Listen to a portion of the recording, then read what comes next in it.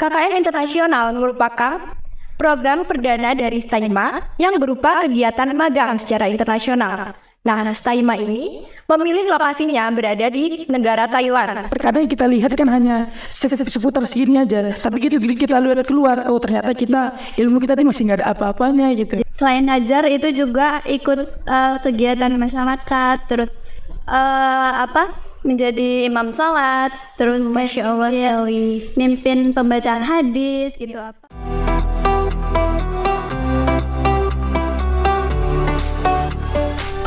Assalamualaikum warahmatullahi wabarakatuh. Halo teman-teman semuanya, selamat datang di STAIMA Podcast bersama saya Nur Aini Nadia Saada, mahasiswa program studi Pendidikan Agama Islam selaku host podcast kali ini. Di episode kali ini, kita telah mengusungkan sebuah tema yang sangat menarik, yaitu Tanya-tanya Mahasiswa KKM Internasional 2024. Apa sih KKM Internasional ini? KKM Internasional merupakan program perdana dari STAIMA yang berupa kegiatan magang secara internasional. Nah, STAIMA ini memilih lokasinya berada di negara Thailand. Mengapa di Thailand? Karena STAIMA bekerja sama dengan Pattoni University dan membentuk MOU dengan Yayasan Al-Hidayah. Berkaitan dengan tema tersebut, kita telah mendatangkan 4 bintang tamu, yaitu mahasiswa yang telah diberangkatkan ke Thailand untuk melakukan kegiatan ini. Kita sapa dulu bintang tamu kita kali ini. Selamat pagi. Pagi. Bagaimana kabar kalian setelah perjalanan ke Thailand ini? Alhamdulillah baik. Alhamdulillah baik. Mungkin boleh ya dari kalian diperkenalkan satu persatu dulu ke teman-teman semuanya.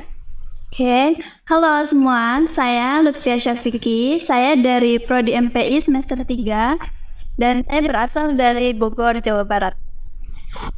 Ya. Halo semua, saya Ahmad Faiz Kubaidillah, program studi PAI semester 1 dan saya berasal dari Kota Malang sendiri. Halo, saya Muhammad Deva Syahroni Apijani, program studi Pendidikan Agama Islam semester 5 dan saya berasal dari Malang. Oke, halo semua, perkenalkan nama saya Umar Syah. Saya dari program Pendidikan Agama Islam, asal dari Medan, Sumatera Utara. Oke, mungkin kita langsung aja ke topik pembicaraan kita kali ini. Kita akan sharing-sharing ya, ngobrol santai. Mungkin bisa diceritakan bagaimana sih awal mula kalian mengikuti kegiatan KKM ini? Oke, kalau untuk awal cerita sih sebenarnya kita punya awal cerita yang berbeda-beda ini. Karena ada beberapa perbedaan di antara kita, pasti setiap orang mempunyai awal cerita yang berbeda. Kalau dari saya sendiri sih awal mulanya itu saya sudah lama dengar ini ada STAIMA akan ada program nih, katanya saya dengar dari Kaprodi Ustaz Imam, ini STAIMA mau ada program, yaitu program magang internasional atau KKM internasional nama programnya. Tapi untuk saat itu saya masih biasa-biasa aja, paling ini, tapi kan karena belum ada yang namanya sosialisasi dan lain sebagainya, jadi ya informasi itu belum saya dapatkan utuh ya, seperti itu. Dan tiba-tiba saja ternyata sudah ada sosialisasi nih, tapi yang awal disosialisasikan itu hanya untuk yang mendapat program KIP. Saya kan di sini kan program mandiri. Jadi awalnya itu ya sosialisasinya untuk program KIP. Nah ini ada Mbak Lutfi sama Mas Faiz yang sudah dari awal sebenarnya. Mungkin bisa diceritakan juga secara singkat dari masing-masing. Ya, saya dengan Mas Faiz ini dari program beasiswa KIP. Awalnya itu dari sosialisasi dari kampus itu mengadakan sosialisasi yang mana hanya untuk program KIP. Nah, dari sosialisasi itu saya tertarik untuk ikut karena ada kesempatan gitu, ada peluang, dan ini kan program pertama gitu ya. Jadi tergiur gitu untuk ikut program ini gitu. Ya udah, akhirnya setelah tanya-tanya, setelah minta izin ke orang tua gitu, jadi dan alhamdulillah diizinkan sama orang tua.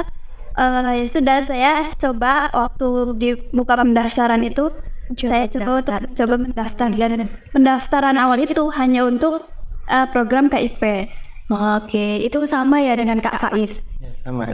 Oh, untuk Kak Deva sendiri, apakah Kalau saya itu baru tahu itu waktu Hamin 1 penutupan. Di akhir-akhir. jadi akhir-akhir nggak sama gitu ya? Karena sama ceritanya Mas Deva dengan saya itu, saya tahunya itu pas di akhir, saya lihat Ustadz Imam itu buat story WA, saya masih itu sudah selesai perkuliahan kan hari, kalau nggak salah itu hari Rabu atau hari apa, selesai kan tidak ada perkuliahan di hari Rabu, itu saya lagi di pondok, saya lihat iseng-iseng buka story WA. Ternyata Ustadz Imam di situ ada bahwasannya story WA-nya itu hari ini hari seleksi terakhir untuk program magang internasional, dan saya langsung telepon Ustadz Imam, Ustadz saya mau coba juga, Ustadz saya mau coba ikut tes dan lain sebagainya. Kata Ustadz Imam langsung hubungi Ustadz Misbah. Akhirnya saya datang ke Staima, saya hubungi Ustadz Misbah. Langsung hari itu juga saya ada beberapa tes langsung bersama Neng Abida dan Ustadz Edi juga. Oh, jadi akhir pendaftaran gitu ya? Iya. Langsung. Berarti yang duluan daftar itu itu. Kak Upi sama Kak Faiz. Oh, jadi gitu. Dan ada tes khususnya ya? Ada. Mungkin dari tes itu apa aja sih yang dipertanyakan? Kalau untuk tes sih yang paling mendasar itu kemarin itu yang dipertanyakan adalah kemampuan bahasa sih, bahasa Arab dan Inggris khususnya. Bahasa Arab dan Inggris saja ya. Oke. Nah, kemudian kan kalian udah mengetahui nih, diberitahukan bahwa kalian tuh lolos tes. Nah, gimana sih perasaan kalian saat itu? Pastinya senang ya, karena kan itu dari kemauan diri sendiri, terus peluangnya itu dapat gitu. Pastinya senang. Cuma kalau saya pribadi awalnya itu ada sempat perasaan ragu setelah tahu saya perempuan sendiri gitu. Awalnya sempat ada perasaan ragu, bisa nggak ya gitu, saya perempuan sendiri gitu. Karena kan pasti nggak mudah juga kan di negara orang gitu. Tapi setelah tahu bahwa ada barengannya gitu dari Universitas UIN Maulana Malik Ibrahim, kita bareng gitu berangkatnya. Akhirnya oh ya udah gitu, di situ udah mantep lagi gitu. Ya, jadi Masya Allah sekali. Berarti memberanikan diri ya. Ya ternyata ada temennya gitu. Nah, mungkin sebelum kalian berangkat ke Thailand nih, apa aja sih yang harus dipersiapkan? Mungkin kemarin ya persiapan pasti ada persiapan mental sudah pasti itu. Jadi namanya kita mau ke tempat orang dengan budaya yang berbeda, Apalagi luar negeri dengan semuanya hampir berbeda dengan kita di sini, dan juga yang kita persiapkan itu seperti persiapan bekal itu dalam hal adalah apa yang kita bawa di sana nanti. Kan kita di sana kan bukan hanya sekedar untuk melancong atau hanya sekedar jalan-jalan di sana, tapi kita emang ada program khusus yaitu magang KKM gitu, yang khususnya adalah mengajar di sana. Jadi ya itu salah satunya adalah kemampuan-kemampuan yang sudah ada di tes itu, seperti kemampuan berbahasa, kemampuan mengajar dan sebagainya. Dan selain itu juga kita kemarin dipersiapkan seperti paspor, visa dan lain sebagainya sudah dipersiapkan dari sebelum berangkat, itu memang sudah dipersiapkan dari Staima. Oke, baik. Banyak ya yang harus dipersiapkan dari kalian sebelum keberangkatan ke Thailand. Nah, mungkin setelah di Thailand nih, boleh diceritakan sedikit kegiatan kalian apa aja sih selama berada di Thailand ini? Kegiatan di Thailand kami itu mengajar dan lebih fokus mengajar ke bahasa Inggris. Kalau kita kan berbeda tempatnya ya, saya dengan yang putra itu berbeda tempat. Jadi kalau saya itu diminta untuk fokus mengajar bahasa Inggris karena SDM guru bahasa Inggris di sana itu minim. Selain mengajar kalau saya tingkat SMP dan SMA, selain ngajar itu juga ikut kegiatan masyarakat, terus menjadi imam salat, terus Masya Allah sekali. mimpin pembacaan hadis gitu, terus mendengarkan mereka mengaji, mengaji Quran sebagainya gitu. Oke, baik. Jadi banyak ya kegiatan positifnya. Nah, selama kalian di Thailand nih, mungkin kan kalian udah ngerasain nih makanan-makanan yang ada di Thailand. Apakah ada sih makanan yang jadi favorit kalian dari makanan khas Thailand ini? Kalau dari segi makanannya itu kan berbeda-beda, setiap orang punya selera masing-masing. Ya. Tapi kalau dari saya sendiri sih awalnya sampai di Bangkok itu karena di Thailand khususnya di Bangkok kita gak terlalu sulit sih mencari makanan halal ya, yang banyak di situ khususnya makanan-makanan dengan cita rasa Melayu, karena di sana kan banyak orang dari Malaysia, dari negara tetangganya, dari Singapura, Brunei dan lain sebagainya. Jadi kalau dari saya sendiri sih tidak terlalu aneh sih, apalagi saya memang dari Medan, memang kulturnya hampir sama. Di tempat saya itu, di sekolah saya itu khususnya di Provinsi Patani, itu kan rata-rata mayoritas orang Melayu ya, hampir sama sih. Jadi udah terbiasa gitu ya Kak? Iya. Oke. Dari Dari saya kita lebih ke apa ya, mencari makanan yang teraman lah. halal gitu ya Kak? Jadi makanan-makanannya ya pasti tergolong biasa-biasa. Tapi kalau dari segi minuman itu ada yang mau favorit itu Thai tea lah. Thai tea. Kalau dari makanan masih belum ya. Apa bedanya Thai tea di Indonesia sama di sana? Kalau di Thailand itu lebih strong gitu. Lebih strong dari oh lebih intense gitu ya Kak? Memang asli dari sana. Baik. Dari Kak Faiz sama Kak Upi, apakah ada makanan favorit? Kalau saya makanan favorit itu nasi minyak. Nasi minyak gimana itu Kak? Nasi minyak itu nasi kuning dicampur ada lauknya, misal ayam atau telur gitu. Setiap pagi mesti beli Oh gitu. buat sarapan gitu. Dari Kak Upi Sama nasi kuning, karena nasi kuningnya itu rasanya kayak rasa nasi kebuli gitu. Kalau oh iya. ya, lebih rempahnya tuh lebih nyala gitu ya, lebih Strong. terasa. Sama ayam gorengnya enak banget. Mantap. Ya. Jadi lapar dia. Jadi pengen cobain. Nah, selanjutnya nah kan kalian ditanya kan tadi bisa bahasa apa aja, itu bahasa Arab sama Inggris ya. Nah, dari bahasa Thailand sendiri apa kalian udah bisa sih? Sedikit. Sedikit. Belum ada persiapan sih dari berangkat itu, nggak ada persiapan bahasa Thailand sama sekali. Ya sebisanya juga di sana paling cuma beberapa kata gitu. Mungkin boleh di-spill Kak, kata-kata apa ya? Kayak apa ya, kayak shorikap gitu. Nama saya Sancil Via itu Sanmaca Indonesia. Wih, Masya Allah, keren banget.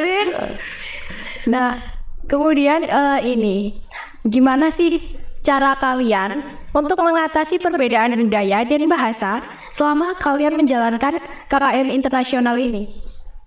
Kalau cara mengatasi perbedaan budaya dan bahasa itu, kalau budaya sendiri itu udah hampir sama. Kalau bahasanya itu kebanyakan kita pakai bahasa Melayu. Oh, pakai Melayu ya? Bahasa Melayu. Kalau pol-polan nggak bisa pakai bahasa isyarat. Oh gitu. Tapi orang sana ngerti gitu. Pengerti. Kalau nggak bisa pakai bahasa isyarat ya pakai Google. Oh gitu. Enggak Melayu, Inggris bisa ya. Oh iya. Waktu baru datang kan tibanya di Bangkok. Iya. Di Bangkok kan rata-rata orangnya masih pure Thailand, bahasa Thailand. Jadi kita selama di Bangkok itu menggunakan bahasa Inggris. Tapi orangnya mengerti kan? Oh, di bawah banyak nomor. Tetapi waktu kita udah berangkat di tempat KKN kita, itu kan tempatnya lebih dekat ke Malaysia. Gitu. Iya. Jadi orang kita itu masih banyak yang bisa mengerti bahasa Melayu. Oh, baik. Kita selama di situ pakai Bahasa Melayu. Ya. Nah, apakah ada program KKM internasional yang menarik perhatian kalian sih dan memberikan dampak positif bagi komunitas di Thailand?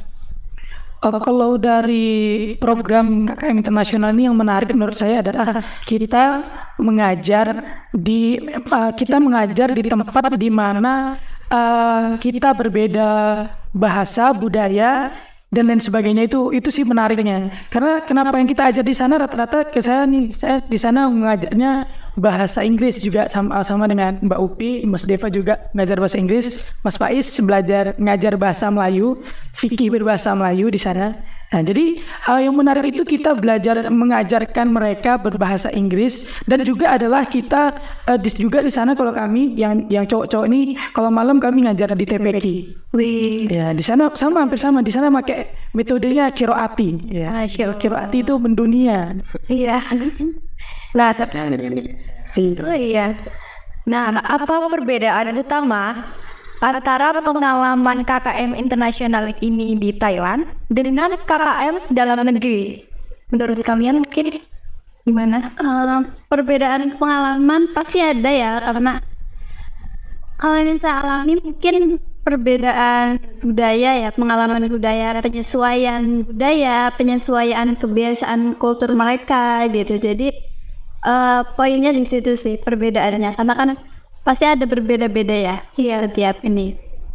Wow, Aman di situ. Dan juga di sana seperti tadi dari perbedaan budaya, perbedaan makanan dan lain sebagainya. Dan juga di sana kita di satu sisi kita mengajar, tapi di sisi lain juga kita ikut belajar bagaimana kita memahami seperti ini ternyata di dunia luar itu seperti ini. Karena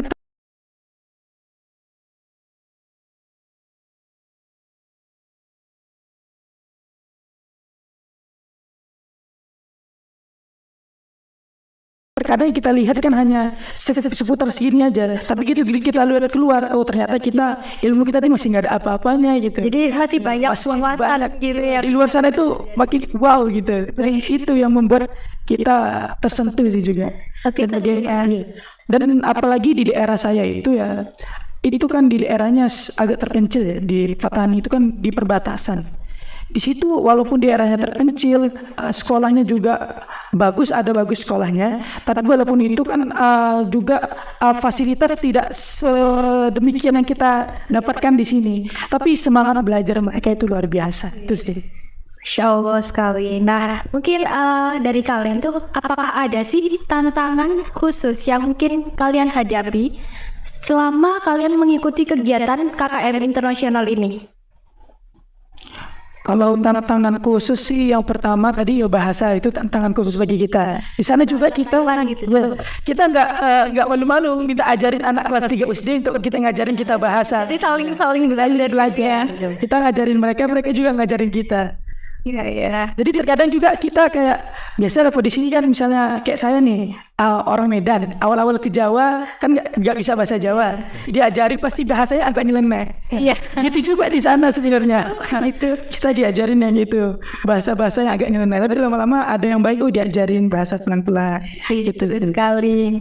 Nah, kemudian tuh apa ada sih menurut kalian tuh keunikan atau ciri khas dari KKM internasional di Thailand ini sendiri yang menjadi ciri khas mungkin?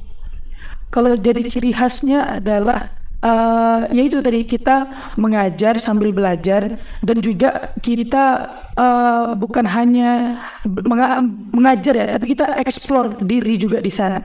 Kayak kami di sana juga selain kita mengajar di kelas, kita juga mengajar anak-anak itu seperti ngajar pidato, ibaratnya muhadharah. Itu kita ada ngajar juga di sana programnya kemarin. Dan juga kami juga beberapa kali ke Universitas Fatoni, kita sharing-sharing dengan beberapa dosen di sana, kita sharing-sharing dengan mahasiswa di sana. Di sana ada kegiatan ini. Kemarin juga ada namanya kultur acara kayak Hari Kanak-Kanak. Kayak di situ kemarin itu ada namanya Hari Kanak-Kanak Santi Day namanya. Di Thailand itu Hari Kanak-Kanak itu setiap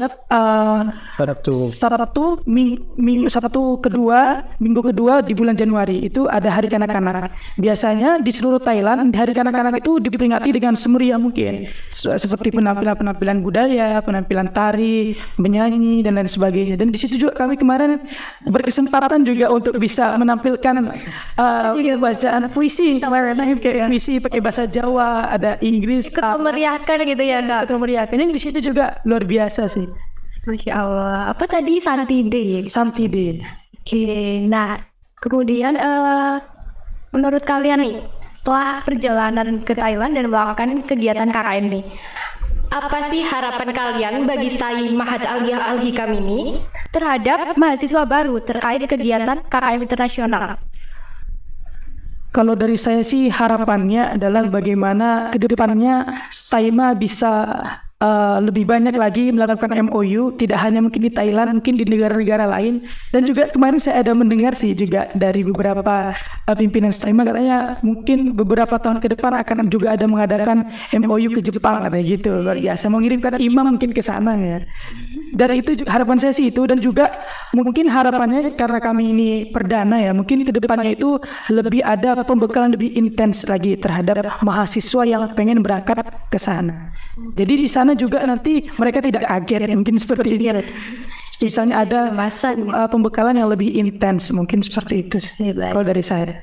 Dari Kak Deva mungkin? Dari saya mungkin dari Saima itu bisa lebih meningkatkan minat para mahasiswanya lah untuk bisa berangkat MOU ke luar negeri.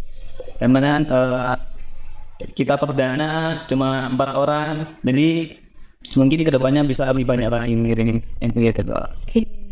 Ya, kalau dari saya sendiri itu berharap semoga mahasiswa yang akan berangkat lagi ke Thailand atau ke mana magang ke luar negeri itu bisa mempersiapkan niatnya itu. Sama buat Saima sendiri itu kemarin waktu tes cuma disuruh tes mengaji, tes ini, dan katanya cuma ngajar ngaji. Terus pas sampai di sana ngajar anak SD, jadi agak kaget. Jadi harus lebih Siapkan diri gitu ya. Disiapkan juga dari Saimanya. Nanti di sana ngapain, di sana ngapain gitu. Iya, baik. Penjelasan lebih rincinya gitu ya Kak. Dari Kak Ubed sendiri? Ya udah disebutin semua indah harapan-harapannya. Ya harapannya semoga harapan ini tetap bisa mencapai semua yang lagi semuanya. Dan juga Saima ke depannya lebih baik lagi. Saima ini menurut saya sebuah pencapaian luar biasa pertama dalam hidup saya, dan juga terima kasih untuk Saima yang telah mewadahi kami untuk program ini, dan luar biasa untuk Saima sih. Ke depannya untuk adik-adik tingkat kami yang tahun depan atau tahun-tahun berikutnya, mari ayo persiapin diri, persiapkan bekal yang baik-baik. Insya Allah nanti ke depannya Saima siap mewadahi kita kemanapun Anda mau berangkat. Insya Allah Saima siap mewadahi dan mewujudkan impianmu pasti. Amin, Masya Allah. Sudah dapat inspirasi kan dari bintang tamu kita kali ini. Nah, mungkin bagi kalian setelah menonton podcast kali ini, mungkin bisa tertarik buat ikut kegiatan KKM ini di tahun berikutnya. Jadi gak gampang ya buat mereka ini melakukan kegiatan KKM ini. Jadi perlu perjalanan yang panjang, dari mulai mungkin dari pertama kali itu harus mendorong diri sendiri untuk melakukan pendaftaran ya Kak ya. Jadi kita perlu menyemangati diri sendiri itu perlu. Kalau gak ada niat, tapi tanpa ada dorongan dari diri sendiri, itu juga percuma. Jadi harus mendorong diri sendiri. Kemudian selanjutnya mereka juga perlu melakukan tes, lalu menunggu hasil tesnya, lolos atau tidak, dan melakukan perjalanan ke Thailandnya itu sangat melelahkan mungkin bagi saya. Namun dari perjalanan yang panjang itu, tentu mereka ini mendapatkan hasil yang Masya Allah sekali, banyak kenikmatan yang mereka hadapi. Lalu mereka juga bisa dapat plusnya itu banyak banget, bisa jalan-jalan, bisa menambah wawasan, atau bisa makan makanan di negara sebelah, ya kan, enak banget kan. Jadi untuk kalian yang telah menonton podcast ini, mungkin semoga kalian bisa terinspirasi dan melakukan kegiatan KKM di tahun selanjutnya. Itu aja mungkin di episode kali ini. Untuk informasi tambahan terkait jadwal penerimaan mahasiswa baru, kami telah membuka pendaftaran mulai dari 4 Desember 2023 sampai 9 September 2024. Nah, bagi kalian yang ingin mendaftarkan diri ke Saima Al-Hikam ini, buruan segera mendaftarkan diri untuk kuliah dan melakukan pendidikan lanjut di Saima Al-Hikam. Nah, kalian juga bisa mengikuti akun media sosial kami ada Instagram kami @saima_alhikam. Kemudian juga bisa ke Facebook kami STAI Ma'had Ali Alhikam Malang. Dan juga jangan lupa untuk mensubscribe YouTube kami. Juga hidupkan tombol loncengnya. YouTube kami ada Sai Ma'had Ali Alhikam Malang. Nah, terima kasih bagi kalian yang udah menonton episode kali ini. Jangan bosan dan terus ikuti episode berikutnya yang gak akan kalah menarik. Mungkin itu aja dari saya. Saya memohon maaf apabila terdapat salah kata maupun kekurangan dari kami. Saya Nur Aini Nadia Saada selaku podcast pamit undur diri. Wassalamualaikum warahmatullahi wabarakatuh. Saima Podcast, let's talk.